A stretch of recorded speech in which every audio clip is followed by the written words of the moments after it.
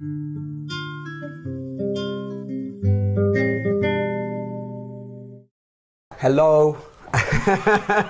We're in funny mood this morning. Simon on the sofa on tour, and today I am with the lovely Debbie Huxton. Say hello, Debbie. Hello. Hi.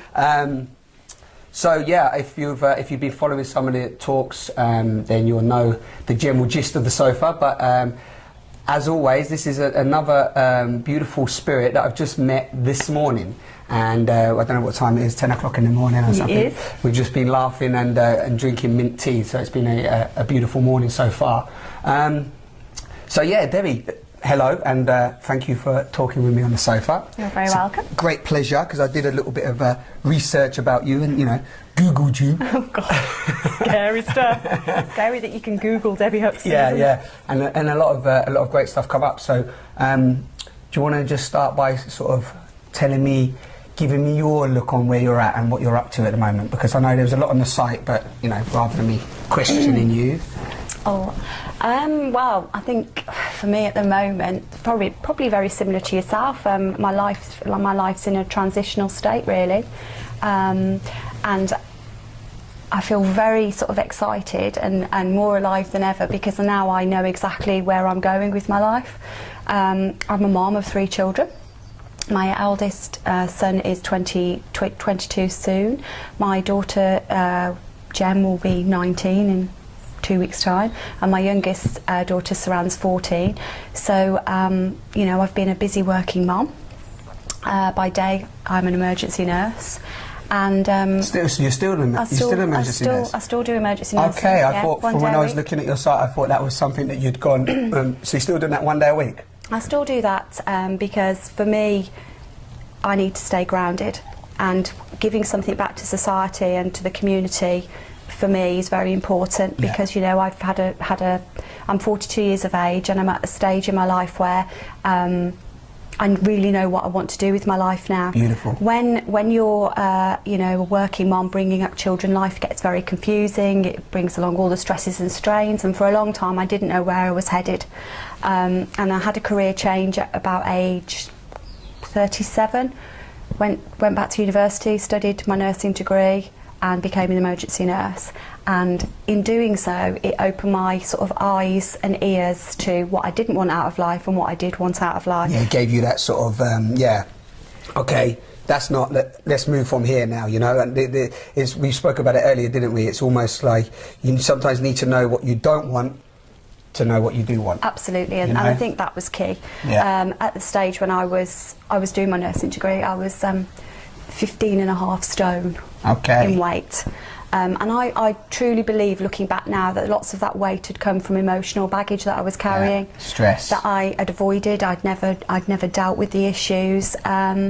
And stresses and strains of being a mom. Nobody gives you that parenting manual. When those little ones are put into your arm, you think, I can do this. My mum and dad have done it, and my mum and dad did a very good job of bringing me up.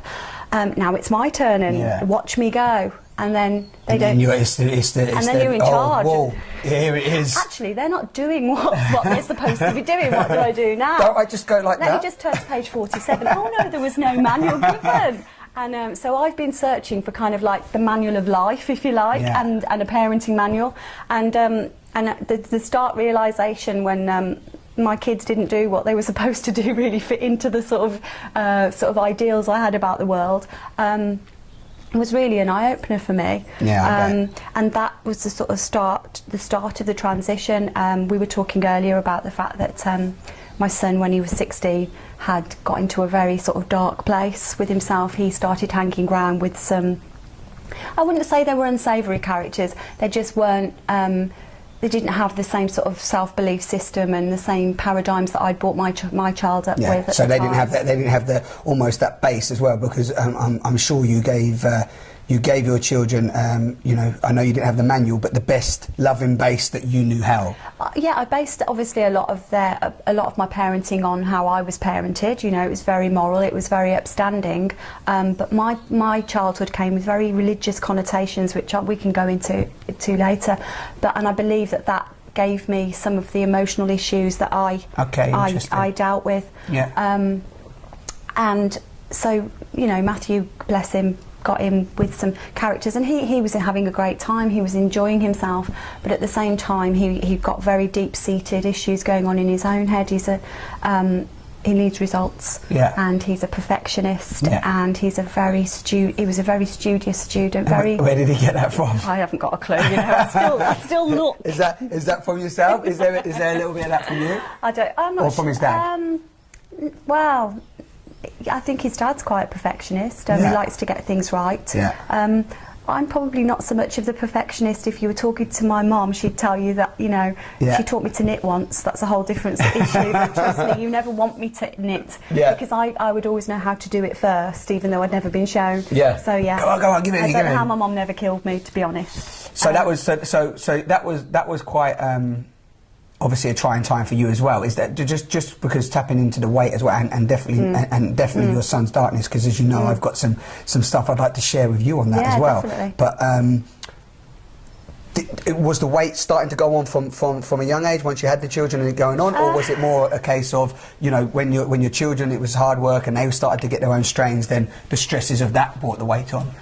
I think that you know, there are no excuses for me carrying the excess weight. For me, looking back and examining the whole sort of how I got from being sort of, you know, a fairly slim person to a fairly overweight person, was I'd neglected myself. I was so busy taking care of other people's business and problems that my health had become second, and that's no excuse. It's life. But that was the excuse I was giving myself, and to an extent I was using it as an excuse. You know, I'll go on that, I'll sort myself out, I'll sort my health out, my food out, you know, next week. But now this is the priority, and it isn't until you actually stop and realise, actually, if I don't turn it the other way around and realise I need to put myself first and sort it out, then all the other problems will be able to be sorted out. And I'm living proof that that's the truth, because once I got rid of the weight, everything else has turned itself around. And kind of fallen into place. And I'm sure it wasn't, and it wasn't just the weight. Well, it was the weight, but it was also what you had to do to get rid of the weight. So, for example, sometimes people are funny enough, I used to be a personal trainer, so this is really interesting for me, because people come to me and they want fitness and so on, and they come with the, I want to lose a little bit here, a little bit here, and a little bit here, and then everything will be fine. I'll be great. I have a great body. But exactly what you're saying is that what people don't understand is that the weight is a symbol of the emotional strain and stresses that you have. The weight that you have on your mind. Exactly. And it isn't until you get the weight off your mind that the weight comes off your body. Beautiful. Or more importantly, it's not rocket science. Anybody can lose weight. To keep the weight off, it's getting the weight off here. And that for me was key, really. And that's how I started the company that I'm developing now. Because, you know, the diet industry, God bless them, don't want us to succeed. No, they totally. don't. I've been saying this for so long. Otherwise, they wouldn't make money. 12 weeks and you can burn every single piece of fat out of your body just by eating lettuce. You know, it just doesn't work, does it? There are no quick fixes. There's no quick fix plan. And that's what I said to them. No magic pills, no magic potions. No, exactly. You know, but how do we get that when the media, and not only the media, but the book world? I mean, how many books are there out now? Well, I did a presentation yesterday because part of the sort of system that I use is I do group presentations, and one of the key things I've got on this presentation is please burn those diet books. With all their contradictions, their I'm with you. I'm with you. And all their nonsensical rubbish, you know, how is food a sin? It's a fuel source for us to survive. We need it. Absolutely. And you know, Oliver Twist, they got it right. Food, wonderful food. You know, it is the most glorious thing that we can eat. It's a social tool. You know, lots of people, unfortunately, are using it to the wrong extreme. You know, one of the things that I really want to say to people is, please don't treat your children with food and teach them that it's a treat. Please don't teach them it's a reward system, because that is the whole reason that obesity is getting the way it is.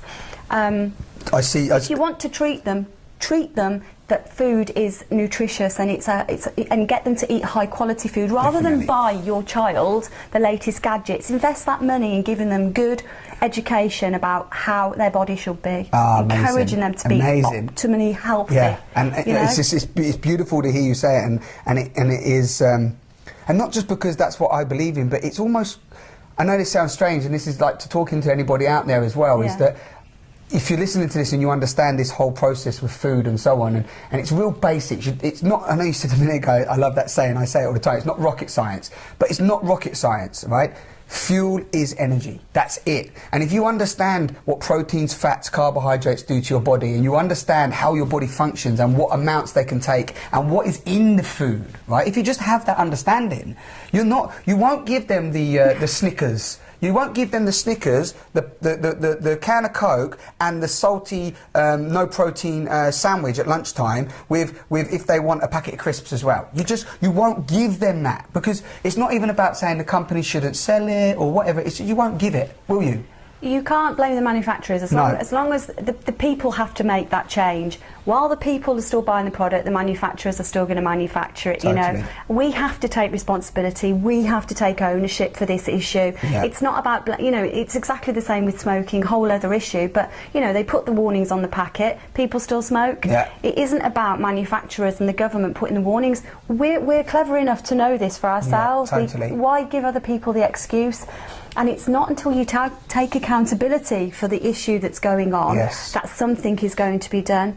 And, you know, I believe it needs to start in schools, and that's one of the things I'm looking at. You know, we've got vitamins for the body. What about vitamins from the mind? Great Jim Rohn, who, you know, recently passed away, God bless him. He talked about nutrition for the mind, vitamins for the mind. Our kids aren't getting that. You know, do you ever see any adverts that said positive affirmation? You wake up this morning saying this and you will feel great. We don't get that. We don't get that. We get, you know, buy this gadget and you can be really popular amongst your friends. But you don't get anything. You don't get anything. I mean, the only slightly bit of nutritional information you get even in the media food that they give. So say it's a yogurt, and they go yogurt with probiotic, right? And it's like, probiotic, what is that? Oh, it's the healthy bacteria you need in your diet. It's like, no, because when you look at it, it's like 0.07 milligrams of probiotic and the rest is just full fat yogurt. So, you know, again, it's the lie. Probiotics, they've got their place in the food chain. Of course. But naturally, if we weren't putting all the rubbish into our bodies, we wouldn't need probiotics because our body is the most amazing system that we've got. It's got its own probiotic going in there. We've got the good bacteria and the bad bacteria that we need, and we've got the right flora and fauna in there. The issue is that we're unbalancing it ourselves with all the stuff that all the junk that we're pouring into ourselves. And you just taking back something you just, I'm so excited that you feel the same way about fats and proteins. I know that sounds really boring, but having said that, one of the things that I use, and that makes the sort of system that I've put together fairly unique, is that I've taken lots and lots of research from the medical world to do with, you know, different diets, etc. I've taken loads and loads of books, and I've been like a whole bookworm for the past year, reading about different diets, scientific revelations, etc. And the fundamental thing that I truly agree with is, have you heard of a guy called Paul Chek? He runs the Czech. Is he not the guy that invented the ball? No, that's not him, is it? The Swiss ball. That's not him, is it? Paul Chek? Might be. Well, go on, carry on. No, I don't know. He's written a book called Eat, Move to Be Healthy. Okay. Something like that. But he talks about eating right, drinking right, moving right, and thinking right. Okay, nice. More importantly, it's about knowing what is right for your body. So you have a series of assessments that you can go through, and you find out exactly what fuel you need to make your body go. So for instance, if you're eating carbohydrates and you're carbohydrate sensitive, then you're actually putting diesel in your petrol car, if you like. So if you see your car, your body as a car and it runs on petrol, you're putting diesel into it. It's not going to work to its optimal level. In fact, it's going to break down, and you're going to start to have all these issues. And then you learn about how your metabolism works. Do you oxidise your foods in a fast way, or do you oxidise it in a slow way? If you oxidise it in a fast way, you need to be eating certain types of food to keep that up. I never thought I had a quick metabolism. Apparently I do, revolutionary. And you know, but I need to eat the foods that keep that metabolism going. Totally. And that's what keeps the weight up. I have the same. And it's really interesting that you brought that up. It's such a true fact, is that also, and I know you said that you were sort of avoiding the point when you was overweight, is that when people are overweight, that is what they use. They use this almost like, it's like we plug into these conditioned mind patterns that can give us justification. It's like we go, okay, I'm overweight. Oh, it's because I've got a slow metabolism. Boop, boop. Okay, so now I've tapped in with the 1 million people that think they've got a slow metabolism. So, or you get the, I'm fat boned. My whole family's fat boned. Oh, oops, there you go. Tap that into the collective conscious that says that it's okay to be fat boned. And it's all this justification, which, like you said, detaches you from taking on the responsibility of yourself. It's avoidance techniques. Yeah, totally. And it's beautiful you said as well with the mind and using the mind. And it's not even. It's almost like one thing I want to share as well with you and with everybody else is that I don't get why people find it a bad thing to learn about you, about yourself. Why is that? Why do we avoid that so much? Or like, you know, because that's where it also. And I know you'll probably say, you know, it's definitely conditioned. It comes through the families, it comes through our upbringing, and so on. And I get it, but it's almost like, right, you can read a book, and I know there's lots of books, but you can read a book or two. You can learn a little bit about your body, learn a little bit about you, and that's an enjoying thing to do. I mean, that's really beautiful because you're like, okay, I'm taking charge of myself. I want to get to know me a bit better. I mean, who are you with for the whole time you're here?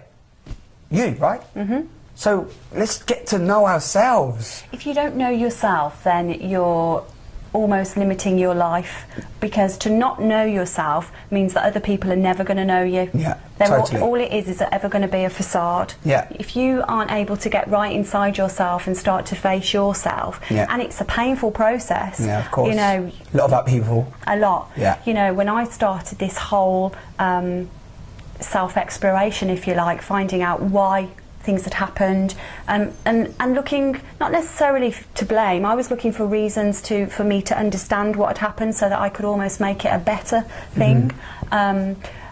So if we go back to when I was talking about my son, definitely, that was the point when everything changed for me. Yeah. Matthew, you know, had got to this very dark place that the final straw was he tried to take his own life. Okay. And in that whole experience, you know, as a parent, it goes against everything you ever believe in. You never want to think of your child as that vulnerable, that in such a dark place that, you know, even though you know that the sort of attempt of taking your own life is a reach out for help, you never want to actually sort of be faced with the fact that, well, why didn't I notice? Why so didn't he true. reach out before? Did I ignore him? What did I do? And I went through this whole range of emotions. I can't tell you, you know, if you had a range of emotions from 1 to 10, I went through the whole lot. And I felt alone, I felt isolated, and I didn't want to share the problem with anybody because, if I'm honest with you, I was ashamed of myself. Yeah, of course. Because you I was thought like, you was a failure. Yeah. And I was like, what have I done, you know, that's so bad, that's made him go here? And that particular night when he'd taken the overdose, he was quite poorly, and they moved him onto a ward, and I stayed with him overnight, and I held his hand the next morning, and I just said to him, Matthew, I'm so sorry for letting you down. And he turned to me and he looked me right in the eyes and he said, Mom, it's nothing you've done. Please let me have this moment. And I sat back and thought, my goodness, no way. what a very mature thing to say. Even though he was 17 years of age, what an amazingly mature thing to say. At that stage, the sort of mom in me wanted to question it further. Yeah, of course. But something inside me stopped and thought, now's not the time. And I didn't. I just sat safe with the thought that actually he wants to own this problem. Yeah. And for me, that was really key, because I thought, hang on a minute. It's amazing. How mature is that he's reached out for help? And some would sort of say, well, you know, foolishly he tried to take his own life. Okay, fair enough. And we can't deny that. Yeah. But at the same time, he was willing to take responsibility for it. Not everybody is. As an A&E nurse myself, ironically, you know, now I'm an A&E nurse, I see young children coming in having tried to take their lives, and now it seems to be the norm. If they don't get their own way, they'll take some tablets, you know, totally. And they don't understand what they're doing to their bodies. Yeah. But at this particular time, when Matt did it, the difference was he really meant it. I truly believe that he had left a note. You know, there was things that were written in that note that he really meant, and it was nothing about me or his dad. It was about himself, and his sort of yearn for perfectionism. He was a very A-star student, and the pressures he had at school to perform were beyond him, and he felt he couldn't live his life. He felt he'd missed out on childhood, because we'd lived in Germany for a long time. We came back when Matthew was about 10, 11 years of age, and he went straight into an English mainstream school after being in a German school, speaks fluent German, and he went into this mainstream secondary school, a Catholic secondary school, and I do believe there's a point to that. But he went into this mainstream school, and all of a sudden, you know, they've got their league tables, they've got their point system, they've got this, and they'd got this pupil that could perform. So he was like a performing seal. Yeah. And he was almost like... Put him on the pedestal, put him up, put him up, put him up. Yeah, and, you know, and it got to the stage where he left school, and we found out later on he'd taken all his exams drunk.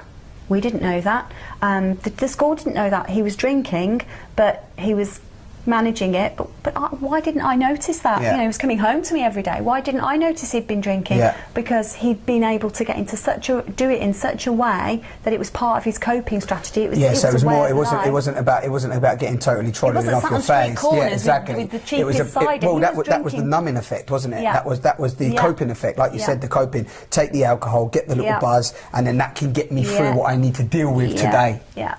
You and he then went, and I think the final straw was he then went to a sixth form, and he went to an academy, and it was a very beautiful school. It had all the sort of things that as a mom and a parent you want for your child educationally.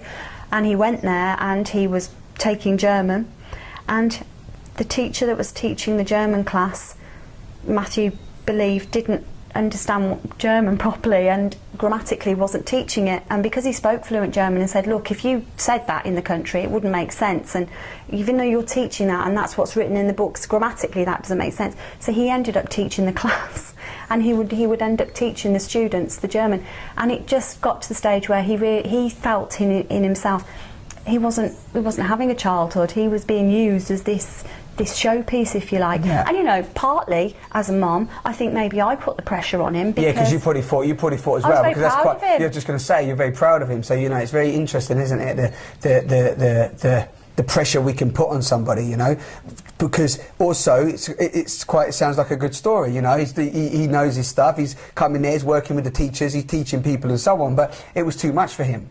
But you know, but then also it comes down to But he also chose that as well, didn't he? That's probably why he's saying that he didn't have to. He could have said no. He didn't even have to speak up and say it was grammatically wrong and so on. It's interesting, complex. Really interesting, because he knew all this. He had that. He could hear the inner voice, if you like, and he had that internal chatterbox going on. He had these conversations going on. And because he didn't verbalise it to anyone else, because he didn't want to seem a failure, because he had this whole fear of failure, he took it on himself to remove himself. And he thought by trying to take his own life, he could remove himself and cause everybody else less pain. Didn't think about the sort of other side of things. What would happen when he wasn't here? Also, you're in that zone, aren't you? When you're in that pain, whatever the pain is, whether you're close to it, you need. That's it. You're in the pain. The pain is your life. It's your reality. It consumes you. So that is your reality. Yeah, that's all it is. Definitely. You know. And if you need out and you can't see a way out, like I'll come in and speak to mum or speak to dad or whatever it might be. If there's no easy way out, sometimes people then revert to taking their own life to overdose and so on. Yeah. And he obviously wasn't supposed to go unless he would have went. No. I believe now when we talk about it, we had some family counselling. The mental health service in this particular instance were fantastic, and we had immediate treatment. And we had somebody come round to the house, and Matthew and I were able to talk to them. And then Matthew was able to go and have his own counselling. But more importantly, for us, it opened up communication slowly. It wasn't a quick thing.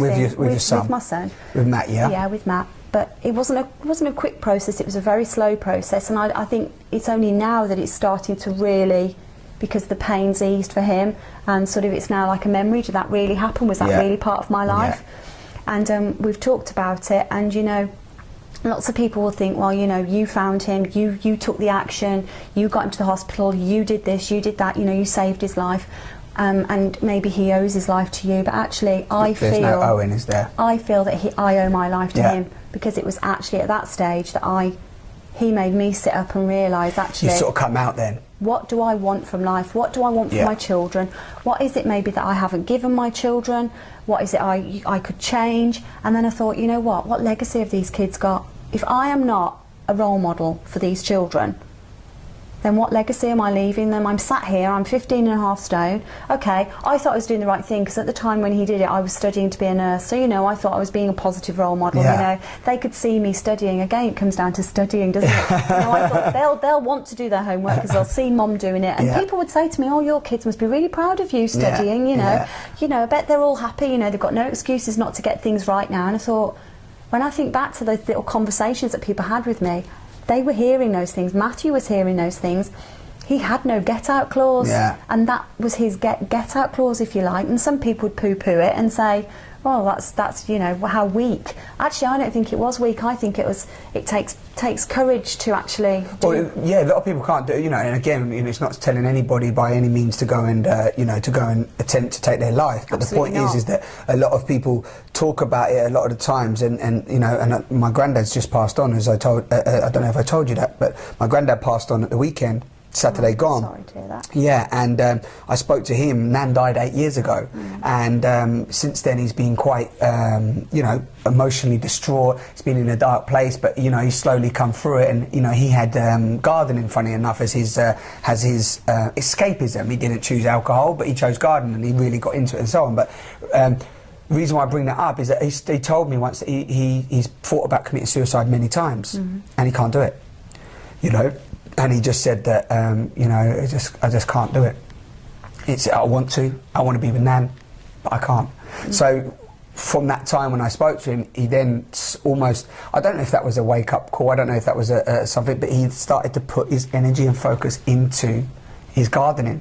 And then what happened recently is his gardening had to stop because he got a blocked valve. Yeah. So he had to stop everything. And then what happened is I just don't think he had anything to deal with the mind then, the mind chatter, like what you're saying. Because until we find that inner peace within the mind and detach from the mind chatter and realise that we're not our mind. We can detach from that mind. Yeah, detach from the voices and so on. Not that we're all crazy, but you know, detach from the voices. I thought it was crazy for a while. Yeah, totally, and likewise, and I think a lot of people do. But you can almost let them play out like a stream of consciousness. You know, they're just there. They're just thoughts. They're there. They're rolling around us all day long.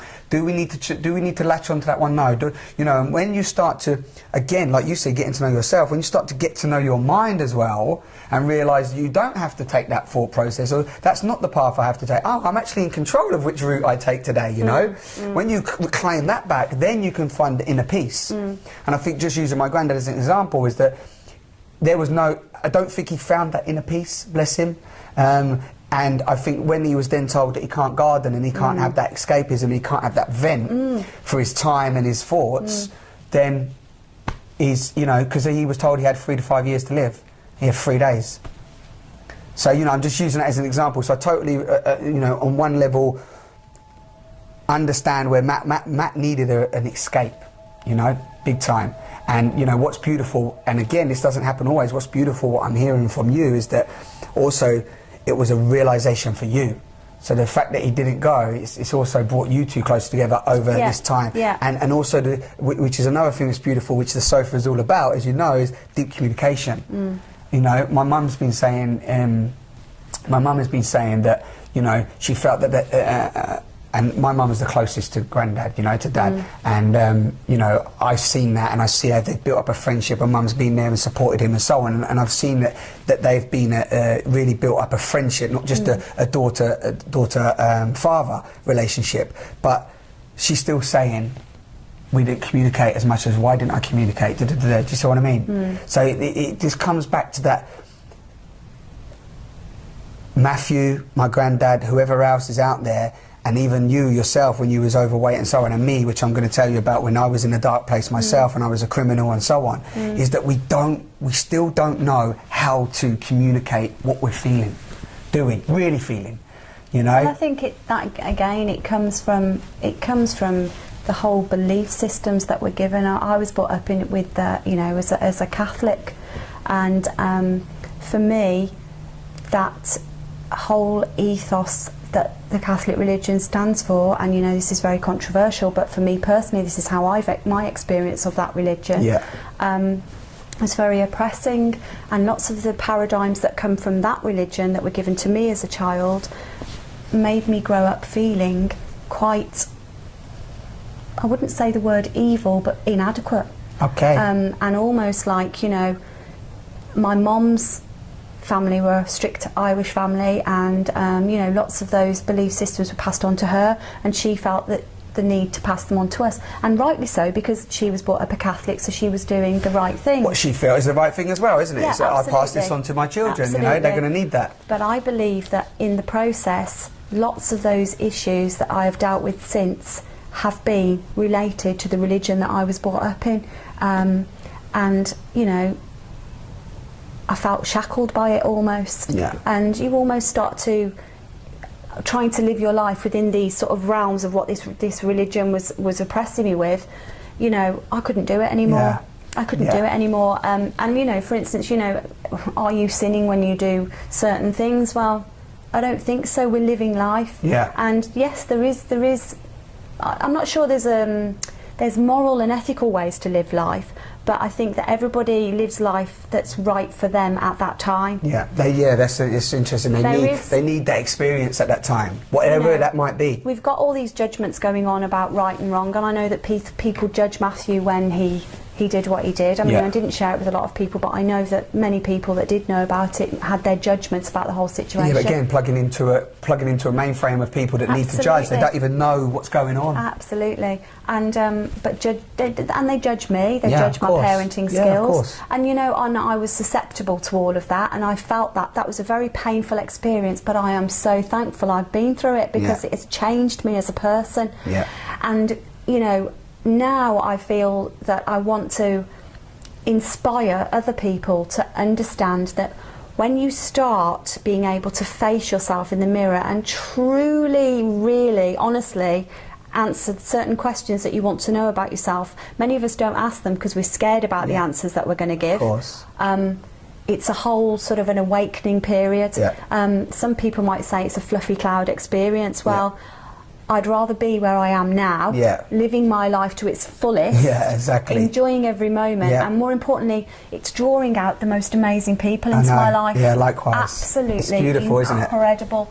It was hard for you, wasn't it? As much as you've gone through this process, this was hard for you. Because what I'm feeling as well is that the communication has made this process a much more beautiful process, and it's also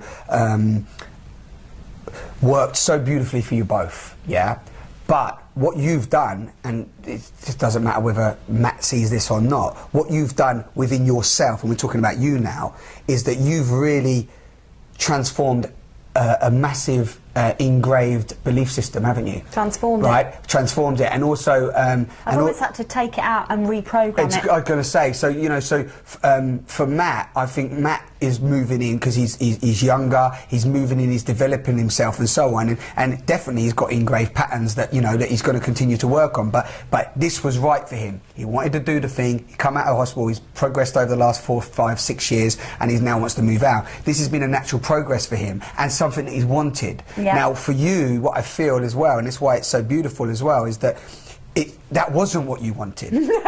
In any stretch of imagination, and I can sense that it was very hard. Even though now he's gone and it's gone well. This is what I'm trying to share, and I hope people are feeling this as well. Is that it was very difficult for you. It was hard to let go. Very difficult, but you've done it. You've done it in a way that you know that you. I don't think you could. Let's go back 5, 10 years ago. That wasn't you, was it? No. So are you saying that shift in mind, because we're all about mind, your new belief is about mind? Well, the book I'm writing is called The Mind Diet. Right, The Mind Diet, and everything Debbie's doing is about diet and also not just diet. It's not about diet.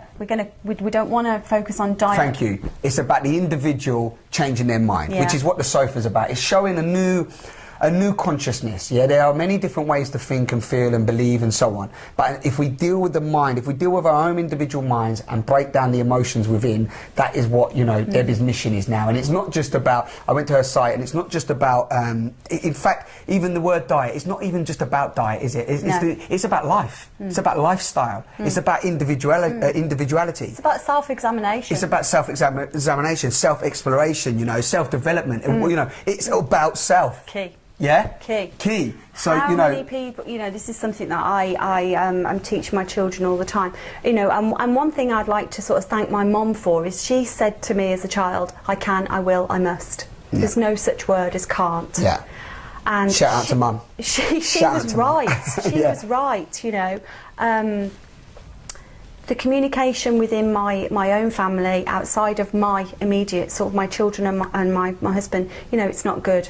There's a lot of ego there, and that's not a place that I can be right now. Yeah. Because there's so much ego going on. Everybody wants to be right about everything. You know, the situations going on, and everybody wants to you know, sort of criticise and condemn, and they've all got their sort of judgments about certain things, and that's part of their belief system. And change creates that, doesn't it, Debbie? Yeah. You know, the only constant, and I always say this to everybody, is that the only constant in life is change. Yeah. But we all instinctively avoid it. And that's something I learned at such a young age. Yes. At sort of 19 to 20, I got told that from a great guy I know. And when I heard it, it's so true. But the problem is it's all this judgment, expectation, conditions, which we always come back to on the sofa. And it's so beautiful that it just naturally comes back to this, because we don't allow change. No. Nobody allows change. And once somebody starts to change and they look different, they start to act differently, speak differently things, you know, it almost frightens other people. It's a scary thing. Totally. You know, I had a conversation with somebody, and they said to me, I don't know who you are anymore. Wow, where are you coming from? Yeah. And I said, it's me, it's who I am. And they're like, you seem like this whole different person. Yeah, of course. How can I do that? Yeah. You know, and I just, it's not something you can really sort of teach. You can encourage it, you can guide, inspire it, but it's not something you can sort of teach to everybody, because people have got to take that moment to say, I'm ready, I need to do something, and then embrace it. Do you know what I love? Do you know why I love that you said that? It's just, I just always love, the reason why I love that you said that is because one of the things that I was going to bring up to you is that, which we spoke earlier, is about the 12-week plan. And what I also notice, a lot of people, I watch a lot of spiritual teachers or coaches or whatever it is, and everybody's got, whatever they're talking about is that this set way that it's got to happen. And in a form, that is a form of teaching. It's like, you know, and there are, like you said, guideposts, and, you know, if you do this and if you do that. But like you said, it doesn't matter who you show those points. It doesn't matter who you show those 12 steps or those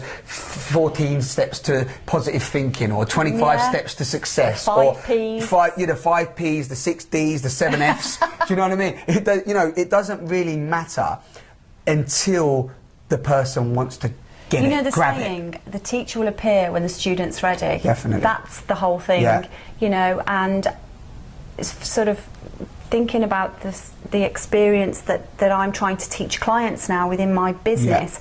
When I go and see a client, it's an individual thing. So one-on-one. One-on-one. Yeah. I don't go and sit with a client in a group of clients and go through assessments with every single person. Because you're individual. Yeah. And the reason that we're individual is we've all got different fingerprints. We've all got different DNA structure. We're all made up genetically completely different. That blows my mind every day. Similar genes, but we're all completely individual. Yeah. Somewhere in there, there's one different cell. Yeah. And everything in the universe is like that. And that just blows me. You know, it blows my mind every time I think about it. Absolutely. So it doesn't make sense for a one-size diet to fit all. It can't. It's not possible, is it? It's not possible, which is where the diet industry have got it right. Yeah. You know, let's have this umbrella of one-size diet fits all. We'll give them different foods to eat. Yeah. Follow your triangle. Everything will be okay. Yeah.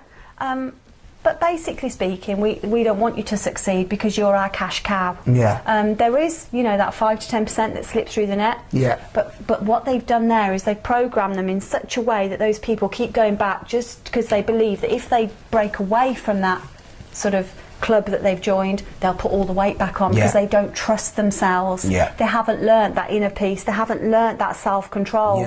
They're using an institution to control them. So it comes back to control again. And giving away your own power. Absolutely. That's the key here as well. Absolutely. And you know, and I think we should add as well is that, you know, we're not bitching about diets and stuff like that, because somebody might pick up a diet book and they might come on, or when they want to talk to us, and they might come email us or something and say, well, you know, the 12-week plan worked for me. Great, it worked for you because you made it work. Absolutely. And you was ready to make it work. And also that plan might have been, like you said, right body. It might have been the right body structure. You might not have needed the carbs. You might a protein diet might have worked for you and so on. So it's not about that, but it's just about saying, it's too broad. We need to almost, and I think this is what you're definitely doing, and I get tingles when I say it from watching one of your videos. What Debbie's bringing to it is a new way. This is a different way. And I'm noticing this in so many, This is for longevity. Yeah. This is for permanency. Yeah, exactly. If you go onto my site, you'll see I've got a picture with Dr. Hilary Jones, and I've made a DVD with him for the company that I use to lose weight. I'm not, I'm not poo-pooing the diet industry in that way. What I'm trying to say to people is, for any long-term success, you've got to address the mind. Yeah, totally. And as far as I'm concerned, the huge issue for me was my weight. Yeah. And it's been the bane of my life for the longest time, since I can remember, since probably age 14, which is probably why it was a poignant year for me. I can remember distinctly when that day in my life changed. Was I was in the kitchen in my school uniform, and my dad came into the kitchen, bless him. He didn't know he was saying anything that would change my life, but it did. And what did he say? And he said, "Oh, you're looking a bit chunky." Yeah. I know somebody that got the fat arms. Somebody got told they had the fat arms. They had the same thing. He said, and then my mum said, "Oh, it's only puppy fat. It'll drop off." Yeah, And I've I heard remember that going so many upstairs times. to clean my teeth, looking in the mirror and thinking, "Oh my God, I'm fat." It was the first time I'd ever really had any recognition of my body shape. And it's funny it's funny that, and also, had you been told something different, again, because how powerful the mind is, because you've got to remember, I was at pubescent age. Yeah. Boys were starting to fancy me. I was starting to fancy boys, and then my dad said that. And I was like, "Oh my God, my dad thinks I'm ugly." Yeah, That's what I thought. crumbs. So you associate And fat with ugly. My dad's my hero. Yeah. My dad, I never wanted my dad to think anything bad about me. He's a very important part of my life. And what he thought goes. Yeah. And if he didn't like me, then boys wouldn't like me. Of course. It just goes. You plug in again though, don't you? So I started this whole dislike system within me. And over a period of time, I became bulimic. Yeah. And I suffered that for I don't think it ever leaves you, it's always there. Yeah. But, I suffered with bulimia for the longest time. Yeah. And it was never addressed. I think that... Did they notice? No, I don't think they knew at first. Yeah. I think they knew later on down the line, but it's never been discussed. Yeah. I've never discussed So it with no my parents. communication there, no breakdown? I've never wanted to discuss it with them because I've seen how they've treated other people. And, I'm not criticising my parents, it's just their belief systems. Yeah. I've seen their judgments, I've heard what they say. So there's lots of things that I don't want to discuss with them because their belief systems don't fit with mine. Yeah, totally. So therefore, their ego is always going to try and be in control of mine. Of course. Conflict straight away. So I avoid it. Yeah. And that's become a tool that I use a lot. But also that is a big trait of bulimia and also anorexia, isn't it? Because it's all about hiding the belief, isn't it, really? So when I knew I needed to lose weight, when I knew I wanted to make this transition with my life, I wanted to get all the emotional baggage off my mind, I wanted to get it all out of my system, I knew that I needed, when I went to the doctors, he gave me a wake-up call beyond belief, told me how poor health, my health was so poor, I was suffering palpitations, I was having cardiology tests, I was really quite ill. Quite far down the line. And they came back and he said, if you don't change something right now at this point, you run the risk of X, Y and Z. And obviously this situation with Matthew had happened and I put it all down to stress. But it was more than stress, it had been going on before Matthew. Yeah. So I knew I needed to address all of these issues. If Matthew was going to address his, I needed to match his efforts. Yeah, totally. What kind of a mom would I be if I didn't do that? Yeah. So, this whole process started. And then sort of you get to a point where so I went on this 12-week program. I went on a 12-week program and I lost the weight. I lost 4 stone in 12 weeks, and then for a further 2 months after that I lost another stone. So literally in a 5-month period I lost 5 stone. The key for me was I knew I never wanted to diet again. I wanted to live life. I didn't want to be going around constantly thinking about food. As a bulimic, that's all you ever think about. Yeah. And I wanted to break that cycle. I wanted to not think about when my next binge was going to be and then know that an hour later, as soon as I was eating that food, even when you're buying the food, that's going... Yeah, of course. It's going down the toilet. Yeah, because you know the cycle. You're already in the cycle, yeah. It's a habit. And it's the most constricting fear. I can't even begin to imagine other bulimics out there will relate to this, but to have... You feel powerless. So when you're purging, this power's back. and you become strong, and afterwards you feel this sense of relief and in control. Yeah, and all then, about control again, taking back ownership. Yeah, and so I knew that if I tried dieting, my bulimia might come back. So in fact, we're actually having an experience here, because I've never verbalised this. Yeah. But actually, I knew I'd stopped dieting for a period of time. My weight had got bigger because I was eating everything in sight, but I wasn't being sick. So I was in control. Yeah. And I was trying very much to control that. Even though my weight was getting out of control, I was eating what I could. Yeah. Determined not to go and be sick, but the whole cycle was mishmashed. It was on its head. Yeah. So I'd put this weight on. It was emotional as well. It was emotional eating. And then I got to a point where I knew I didn't want to do this anymore, but if I tried to diet again, I'd end up being sick, because I would know that I would try and control it by being sick. I didn't want to do that, so I needed to do something. So I went to the doctors in complete desperation, and fortunately for me, it was a very good doctor who wanted to listen, who wanted to help. Yeah, and not just like sign the thing and go, quickly take these and go, because we've got a lot of people waiting in the outside. The practice nurse, she'll give you a counsellor, she'll do this, she'll do that. I had more than my 7-minute allotted slot. I was in there for an hour. Yeah. And I think there were a few little phone calls going on, but I think he saw my desperation. Yeah, totally. He knew, he felt my pain. Yeah, he felt the energy. And he held my hand. He knew. Beautiful. He knew. And he said, I'm not going to direct you to a counsellor. He said, the first thing we need to do is we need to get that weight off, and we need to get it off now. But we need you to use something that's going to offer you a way of change. So I went on this programme, I lost the weight, but I also knew then, experiencing some of the things I experienced on the programme, I was in a group of 10 ladies. We were all having different experiences, all there for different reasons, predominantly the same, but slightly different. Of course, and all from past, deep embedded. All embedded. Yeah. I'm still in touch with a group of those girls now, and I'm the only one to have kept the weight off.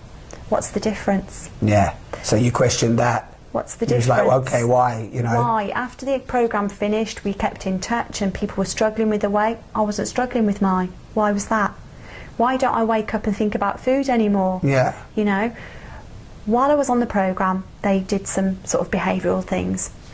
A 12-week period isn't really enough time to go through everything. It was an hour every week, and it isn't really enough to disconnect with what you're quite fast, with. Isn't it? Yeah. However, what it did is it gave me tiny little snippets of what I needed to do. And because I really wanted this, I went away and I did my own research, I did my own homework, and if a book was recommended, I would get it and I would read it, and then I would take it further. What else was written in that book, I would read what was written in that book, and it all started. And that's when, in my mind, I made the connection with, hang on a minute, this is what most sort of diet companies aren't giving, because it's a whole different side of dieting. Yeah. For permanency and longevity in anything, we need to have certain success principles in our life. Yeah. And the first one comes from self-awareness. Totally. And knowing who we are. Knowing who we are, exactly, at the core. Like you have to feed your body fuel to keep it going, to keep your mind going, and to keep it in a mind frame that's going to give you the most out of life, you've got to keep feeding it information. You've got to stimulate the mind, constantly stimulate, totally. Developing it. I can point to you, people that I have known in my lifetime that haven't really gone on a journey of self-development, aren't self-development because they're saying, I don't need that, I already do that in my job. Yeah, totally. I already do that, They're still in the same place they were when I knew them all them years ago. If you always do what you've always done, you always get what you've always got. Absolutely. My favourite one, Absolutely. Honestly, and it's so true. And it's the action as well. I just want to throw in there as well that also you did the action. Well, I took accountability for the problem, and then I started the action. Yeah. And once the action came, then I was actually and now I've got alignment. I've got the 3 A's. We don't like all these A's, B's, C's and D's, but those 3 are key in anyone's life. Yeah. I took ownership of the problem, I took accountability, then I got an action plan together. I didn't realise it was an action plan at the time. Yeah. It wasn't all this you wasn't like, let's make a plan, 1, 2, 3, 4. Like that. You just was doing it. It was the process. I was just doing it. And so I went through this whole sort of change process, and then when I sort of sat back and looked at the situation, it was kind of really weird. I kind of just sat there last summer, I looked back and I thought, wow, I've balanced my life. Why don't I feel stressed about this? Over what period, Debbie? Like, do you know what I mean? You say Well, that. I think it's was ongoing that, yeah, now. no, of course it is. No question about that. But was this like? Has this been the last year? Because I've only just met you, obviously. Is this the last 2 years? 2 years. Last 2 years. So I sort of embarked on the sort of process of change, losing weight, March 2007. Yeah. The process probably started December 2007. We'd been to London. It's a funny story how it started when I think back, but it was key. This lady saved my life, really. You know, we had this sort of issue going on with Matthew and we were dealing with it. But at that stage, even though I was starting to change my mind, I still hadn't changed my body, my sort of process of losing weight. So we'd gone to London for New Year. New Year's Eve, we decided to visit a relative. Well, we'd sort of come back on New Year's Eve. We'd planned to come back on New Year's Eve. So we'd driven back up the M40, stopped off at a friend of my mum's in Stratford-upon-Avon. Went to visit her. Went to the front door, knocked on the front door. She's 80 years of age. She's a lovely lady, compos mentis. And she opens the front door and looks at me and says, and I went, Daisy, it's me, Debs.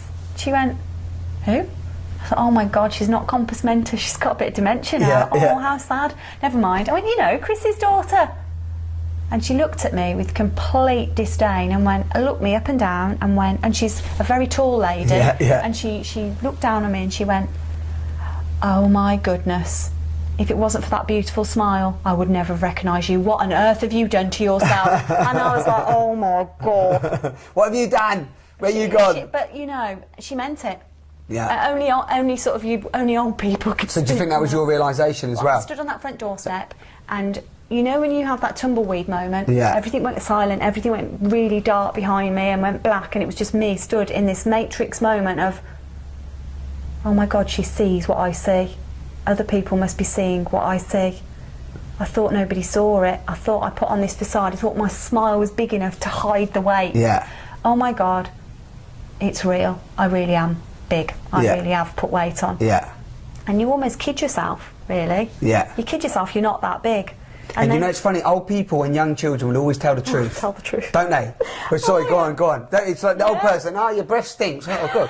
So I've just been talking to 10 people, do you know what I mean? Or a kid walks in and goes, you look fat, and you're like, all right, you little git, get out, you know, so you always get that. Are you pregnant? Yeah, you're pregnant, yeah. No, I'm not actually. I thought the black hid it, you know. Yeah. So no, so that was a big wake up. That was a big wake up call. Well, you know, we visited with her, and it was a cringe visit because I kept sitting of there course you feeling did. really uncomfortable, sitting there thinking, and you know, and she kept coming back to my weight. She kept saying, I can't believe you. When the last, at your wedding, you weren't that big. When did you see her before? How long? What's the gap? Probably about 3 years before that. Yeah. So as always, we never notice. It's like when you have a child, the child's getting bigger, and because you're with it every day, you don't notice. Yeah. Someone comes going, oh my God, he's got and big. She went, I remember the last time I saw you, I'm sure you weren't that big. She said, you've got to do something about it. She said, you can't carry on like that. That was your voice, you know. Oh, well, literally, she must have been a pre-recording of what I was. That's what I mean. thinking. Yeah, you manifested her to say that, and Drove home. good on her. Can you imagine? I drove home. It was New Year's Eve. Drove home. Went for a slap-up meal. At 9 o'clock at night. drove home. We were due at my sister's house to celebrate, and I got changed. I remember thinking, I just feel rubbish. Mm-hmm. But at the same time, I didn't feel that rubbish. I felt something changing inside me. Because you could have gone both ways. There's also the thing to say here that, like, people can, you know, in one sense, some people can take that as abuse and go inward and just get even more depressed, can't they? But you didn't. Yeah, I didn't know. And it was so we went to New Year's Eve, and you know, there was lots of my sister had prepared food for everybody. I didn't have any food. I didn't want the food. And it wasn't just I was starving myself. I just realised, you know what, I don't need any more food today. But New Year's Eve came and we went outside and there was fireworks, and I remember looking up at the sky and watching the fireworks, and everybody was like, you know, hugging everybody, Happy New Year. And I stood there and I just took a moment for myself and I looked up at the sky and I thought, now's the time to make a New Year's resolution.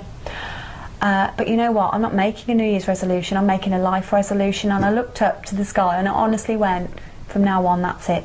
No more excuses. Yeah. I'm gonna do this. I need to change. And it wasn't even just about the losing weight. It was everything. I knew I just needed to change. Full stop. Yeah.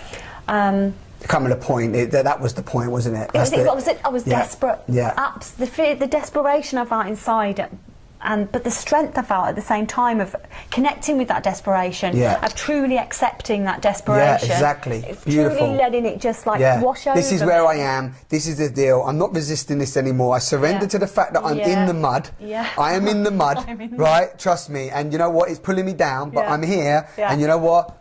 I'm going to do what needs to be done. And like you said, even if that's a plan, even if that's reading a book, even if you've only got that moment to just say, I'm going to do this, this and this, in that moment of mud, then that's the forward step, isn't it? You know? Yeah. And then you have to take on this whole ethos of no excuses. Yeah. So I went to the doctors. The doctor told me what I could do. Then I applied to join the programme that I joined, and they said, there's a waiting list. I could have taken that as an excuse. It's just not meant to be, you know, but I didn't. I went on the waiting list.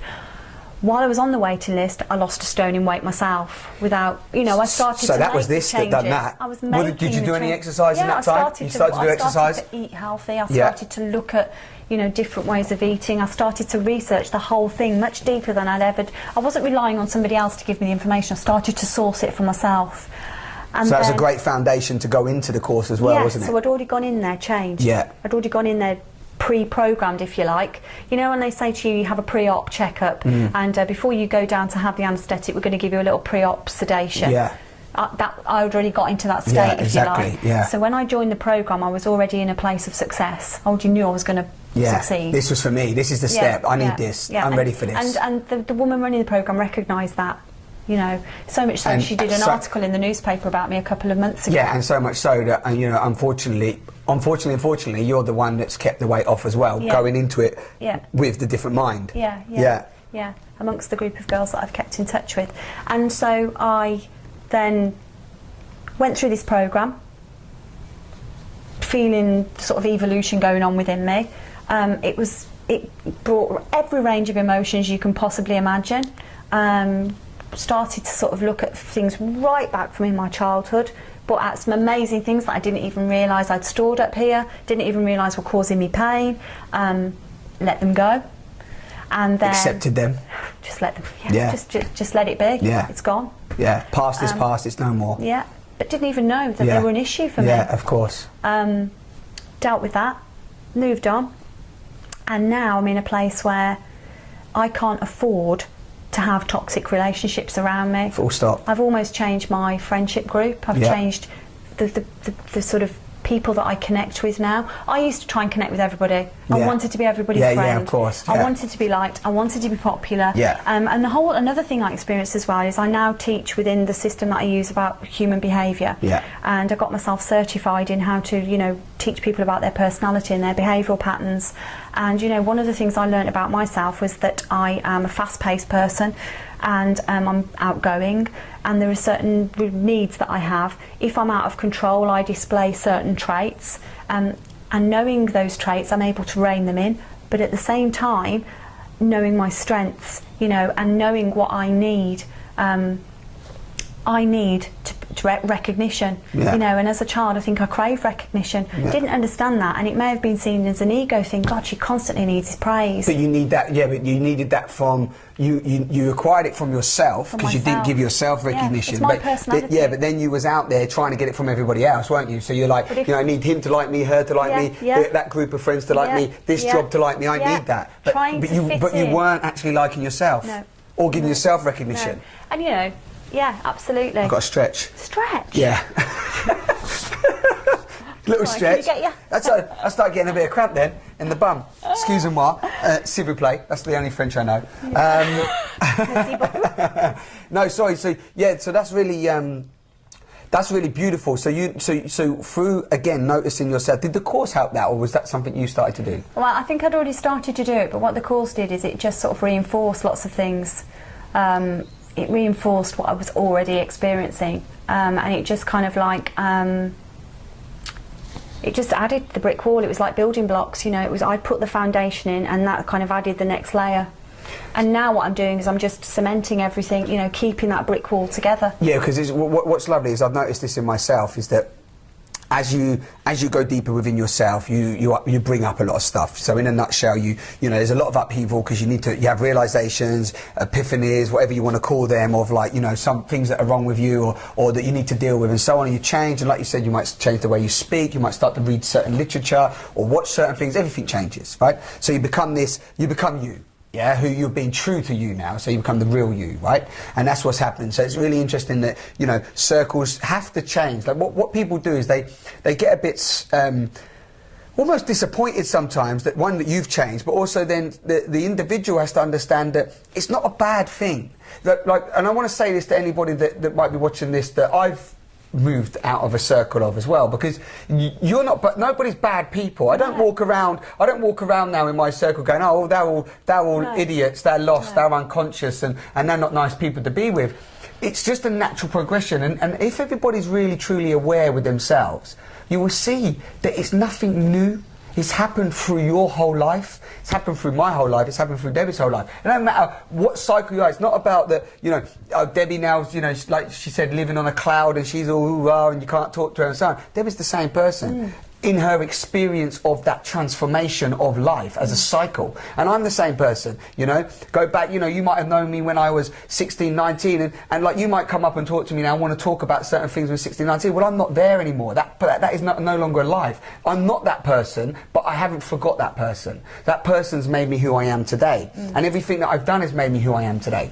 And it's just something to share with whoever's watching this, is that we do this in life anyway, through school, through you know, before school, but then through school, then when you leave school, in jobs that you go in, you know, it's the same in jobs. You go, how many jobs you start, you get on with certain people, you attract what you are in life. So you don't get on with everybody in your workplace, you get on with the people that have the same views as you, the same like mind, you know, the same desires and stuff at that point. If you're in a workplace or you're in a relationship and those desires and likes change, then naturally you part. And it's a natural process of life. People don't need to get so angry and allow their egos to come in and go, oh, they're horrible people now, they're not good, they're great, oh, you're horrible, you're rubbish, oh, I don't like you, who do you think you are? Think you're better than everybody else? It's not needed. It's so not about that. It's about unity, claiming back who you are. If you are that person that wants to stay in a certain area and live your whole life in that area, for example, and I'm using this as an example, if that is the person you are, great. Perfect. And you will attract and meet people that also want that lifestyle. And you will have fun. And you will enjoy talking to each other. And you will create whatever dramas you need to create and create whatever reality you can. And that's great. But try not to really, you know, grab on and you know, not let go of the people that don't want that cycle. Wouldn't you agree? And I think that's that's sort of like a key message. Yeah, because I think that when people think about changing their lives, they think that they need to change everybody else with them. Exactly. That's not how it is. You attract what you are. Yeah, you don't need to do that. Any form of change has to start with you. Yeah. And if other people want to change, that's up to them. It's not up to us to make them change, and it's not up to us to try and fit them into any pigeonholes. You know, I just allow. For me, it's just about I choose who I want to be around now very carefully, because it's important to my mindset. Yeah. You know, it's very important for me to feed myself with the right people. And fuel again. Yeah, absolutely. It's the same fuel, like you said, fuel for the mind, fuel for the body. It is. I don't want to be around people that criticise, condemn and complain, you know, because any fool can do that. Yeah. I want to be able to sit around and be able to have the freedom of expression without the criticism, and be able to say, you know, what I feel without the fear of somebody, you know, walking away and going, what's she on? Now, people are going to do that, whatever happens. Totally. But at the same time, I'd much rather it. I know that if I said something to you, you would be able to say to me, well, actually, Debs, you know, I haven't known you that long, but I'm not necessarily agreeing with that. Totally. I think this. But I would be accepting of that and say, well, that's a fair point. Yeah, and I never look, you might say, for example, I might vice versa, I might say, oh, I never looked at it from that point, but I'm glad that you shared that with me, you know, not like, no, you're wrong, and as soon as you walked out the door, what's she on, you know, and that's the problem, I think. beautiful sort of like, you know, not really finding I could talk with Debbie all day actually. Yeah, I think you might hear for some time. I hope you're enjoying the conversation. We're going to make this a monthly thing. Yeah. I hope you're enjoying the conversation, but because if you're not, we just, you know, we are. We're loving it. We are. But no, it's really interesting because it's, I don't know, I feel that through evolution and what's happening right now, and especially the information age and what people are sharing and so on, and we spoke earlier about transparency and really, you know, claiming your reality, claiming who you are, and trusting in, you know, the choices that you're making. And I just want to touch on and maybe end on, you know, because it's something you brought up earlier, just about paradigms, because as you know, I mentioned to you that I grew up on a council estate. Guys listening to this might know this. I was a criminal, you know, smoked the marijuana and so on, and had that process, and also thankfully had a great foundation from my mum, like what Debbie's creating for her children. But that, you know, that love, you know, it's coming back to that love, yeah. And I would, if I had to sort of summarise, I would say, quite generally, but I would say that you've not only connected to your true self, but you love yourself now, yeah? And when I say love yourself... I was afraid to do that for the longest time. It seemed like this egotistical thing to do. Yeah, right, but now... look at you love yourself. Yeah, because on many levels there's a difference, isn't there? Because it's like the love yourself, which is the egoic love of like, yeah, I love myself, yeah, don't talk to me because I'm you know, I love myself, yeah? And, who are you? You're not welcome here. You have that's egoic. Well, not even love, is it? It's a disguise of love. It's the ego disguise of love. But that real nurturing love, that unconditional love that you have for your children, that unconditional love is possible for each individual, isn't it? It's the most powerful detox anyone can have, to nurture their body and mind. And that pure essence of unconditional love, which you now have for yourself, once you have it for yourself, through whatever process you need to go through as an individual, once you have it for yourself, you really can experience that with everybody that you touch, can't you? And you can really allow them to access that point, and you're doing your thing. And they feel it, don't they? And you're doing your thing, I'm doing my thing, and whoever else, all the other people out there that are doing their thing. And it also, it's not, there's no anger there, is there? There's no conflict, there's no aggression. We don't want to force anybody or prove a point or anything. It's about, you know, what Debbie's doing now is like, you know, awakening people from your experience and just saying this is a maybe path that you want to take. Yeah, absolutely. It's about digging really deep, and it's not about it's about my experience. This isn't about anybody else's experience, it's my experience. And all I'm trying to do now is just say to other people, you can have this experience if you want it. Equally, you may want to have this experience, but you're not quite ready. And that's fine as well. You know, I can help you through that process because you still need a guiding hand when you're getting ready to make that process. Which what we said again, coming back to the paradigms that they don't have it, because we were talking about criminals and people that are growing up in certain dysfunctional areas, and you said what did you say? They don't have the paradigm. They don't have the inbuilt belief system, do they? It's not in them. The behavioural paradigm's not in them to maybe change, but you can access that point. We can share that, you know, whether it's me, Debbie, whether it's any other people out there that are doing, you know, amazing sharing, and also transparency. I think I'm going to sort of encapsulate that. I think it's a beautiful place to sort of end, and you know, I mean, as always, there's going to be a link to, you know, what Debbie's doing, and you can look on her website and find out more. And you know, she really is, you know, showing a new way, a new path of overcoming, you know, like we say, overcoming the dysfunctional mind patterns that create a lot of the times the weight that we put on as a, you know, as a safety blanket, really, isn't it?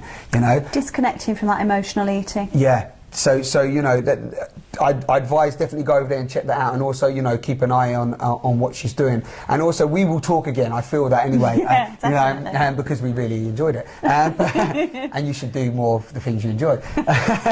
That's the truth. Yeah, I think also I just want to throw out there that.